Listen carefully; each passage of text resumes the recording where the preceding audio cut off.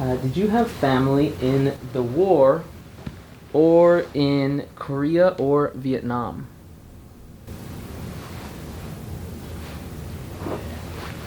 I did not have any family members in Vietnam or Korea, but I had some cousins who were in the war, World War II.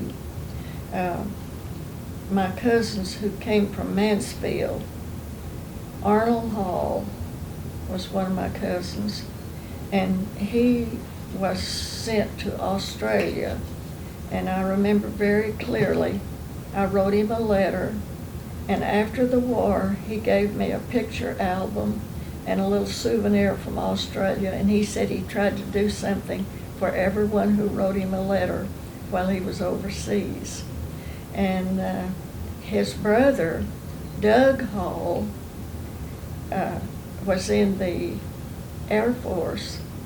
He joined the Canadian Air Force, and then he was sent to England, and he flew a Spitfire in England, from England. And he lived long enough that he said he was probably the last of the wartime Spitfire pilots. Of course, most of them were shot down. Well, Doug was shot down too, over Germany. And the plane, he jumped out of the plane, and the plane whirled around and hit his leg, and his leg was mangled. And they put him in a hospital, and he had German doctors. He was captured by the Germans, and the doctor was evidently a good doctor. Doug begged him not to remove his leg. He was going to amputate, and the doctor worked real hard to save his leg, and Doug never did have to have that leg amputated, but he always walked with a limp, you know, and I'm sure the leg gave him trouble. He was a prisoner of war for at least a year, and then the war ended. But he always thought very highly of the German people. I never heard him complain about the German people. I don't know whether he was brainwashed while he was there or what, but he went back to Germany a few years before he passed away, and he said, I had no idea how they would receive me there, because he had been over there to bomb their cities, you know.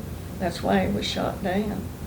And he said that they were extremely nice to him. They just treated him almost as if he were a hero.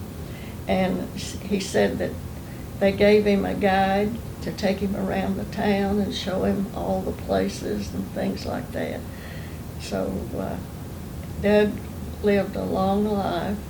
When he was buried here in Fort Smith at the cemetery, the pilots from the air base did a flyover over the gravesite, or over the place where they were holding the funeral, and that was quite impressive.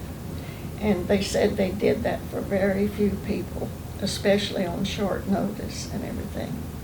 But he had gone back to Scotland and England, and he was considered a hero over there, just because he had flown the Spitfire planes.